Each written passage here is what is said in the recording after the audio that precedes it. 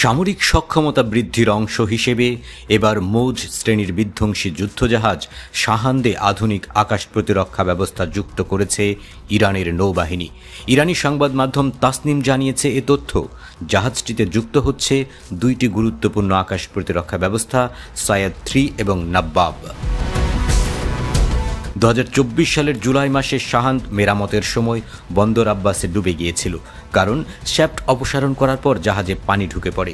এরপর ইরানি নৌবাহিনীর বিশেষজ্ঞ দল এবং ভারী যন্ত্রপাতির সাহায্যে জাহাজটি তোলা হয়।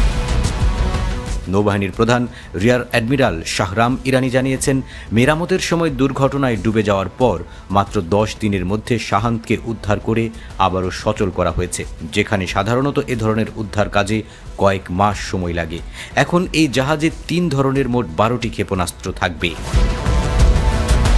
শাহান্দ প্রথম চালু হয় 2018 সালে। এটি মৌজ শ্রেণীর তৃতীয় জাহাজ। এর দৈর্ঘ্য 95 মিটার, ওজন প্রায় 1200 থেকে 1500 টন এবং এতে রয়েছে 4টি ডিজেল ইঞ্জিন।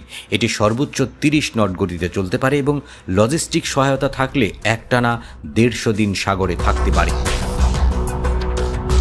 দুর্ঘটনার আগেও শাহান্দ নানা আন্তর্জাতিক মিশনে অংশ নিয়েছে।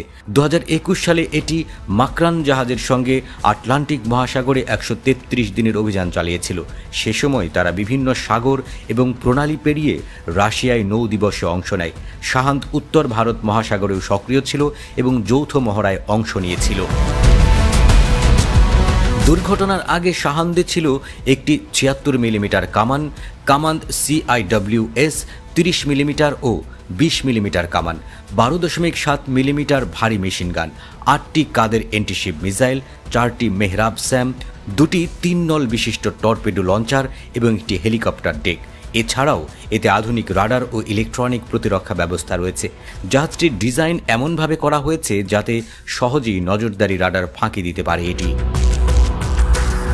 সায়েদ 3 একটি উন্নত প্রযুক্তির ভূমি থেকে আকাশের ক্ষেপণাস্ত্র, যার পাল্লা 120 কিলোমিটার এবং সর্বোচ্চ উচ্চতা 30 কিলোমিটার পর্যন্ত। এই ক্ষেপণাস্ত্র যুদ্ধবিমান, ড্রোন, ক্রুজ মিসাইল সহ নানা ধরনের আকাশ হুমকি প্রতিরোধে সক্ষম।